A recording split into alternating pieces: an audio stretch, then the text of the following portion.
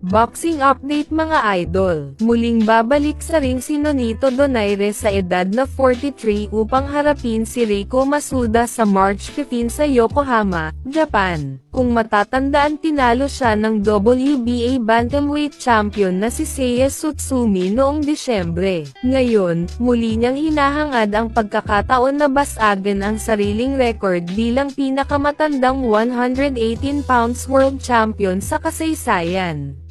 WBO ordered Emmanuel Navarrete to defend his title against the number one contender named Charlie Suarez. The last time Suarez and Navarrete met, Emmanuel Navarrete escaped with a controversial win from the judges' scorecards. Now in the rematch we will see who truly deserves to be a champion. On April 26, 2026, John Riel Cuadro Alas Casimiro will face Luis Neri at Bishkek, Kyrgyzstan. Boxing update mga idol, muling babalik sa ring si Nonito Donaire sa edad na 43 upang harapin si Reiko Masuda sa March 15 sa Yokohama, Japan. Kung matatandaan tinalo siya ng WBA Bantamweight Champion na si Seiya Tsutsumi noong Disyembre. Ngayon, muli niyang hinahangad ang pagkakataon na basagan ang sariling record bilang pinakamatandang 118 pounds world champion sa kasaysayan. WBO ordered Emmanuel Navarrete to defend his title against the number one contender named Charlie Suarez. The last time Suarez and Navarrete met, Emmanuel Navarrete escaped with a controversial win from the judges' scorecards. Now in the rematch we will see who truly deserves to be a champion. On April 26, 2026, John Riel Cuadro Alas Casimiro will face Luis Neri at Bishkek, Kyrgyzstan. Boxing update mga idol, muling babalik sa ring si Nonito Donaire sa edad na 43 upang harapin si Reiko Masuda sa March 15 sa Yokohama, Japan. Kung matatandaan tinalo siya ng WBA Bantamweight Champion na si Seiya Tsutsumi noong Disyembre. Ngayon, muli niyang hinahangad ang pagkakataon na basagan ang sariling record bilang pinakamatandang 118 pounds world champion sa kasaysayan. WBO ordered Emmanuel Navarrete to defend his title against the number one contender named Charlie Suarez. The last time Suarez and Navarrete met, Emmanuel Navarrete escaped with a controversial win from the judges' scorecards. Now in the rematch we will see who truly deserves to be a champion. On April 26, 2026, John Riel Cuadro Alas Casimiro will face Luis Neri at Bishkek, Kyrgyzstan.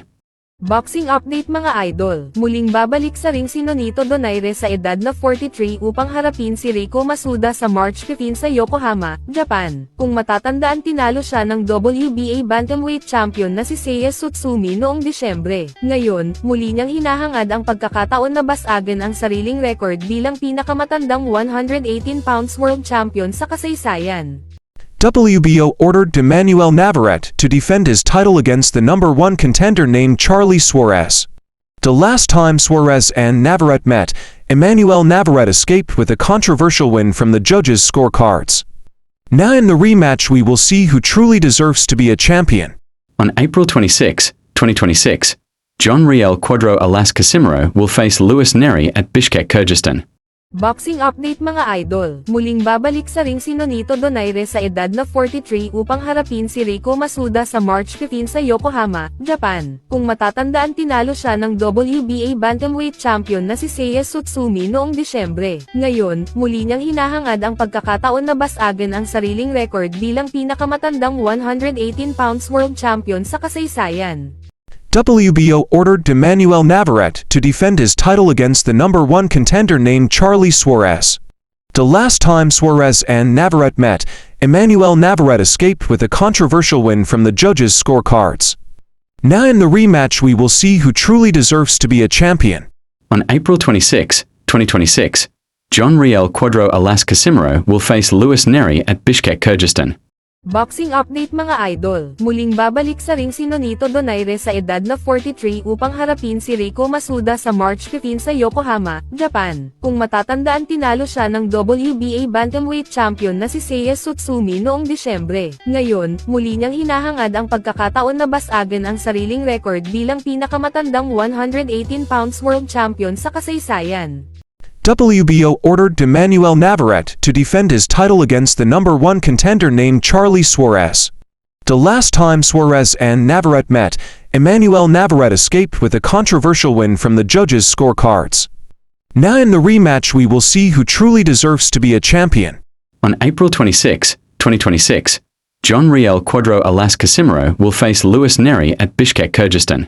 Boxing update mga idol, muling babalik sa ring si Nonito Donaire sa edad na 43 upang harapin si Reiko Masuda sa March 15 sa Yokohama, Japan. Kung matatandaan tinalo siya ng WBA Bantamweight Champion na si Seiya Tsutsumi noong Disyembre. Ngayon, muli niyang hinahangad ang pagkakataon na basagan ang sariling record bilang pinakamatandang 118 pounds world champion sa kasaysayan.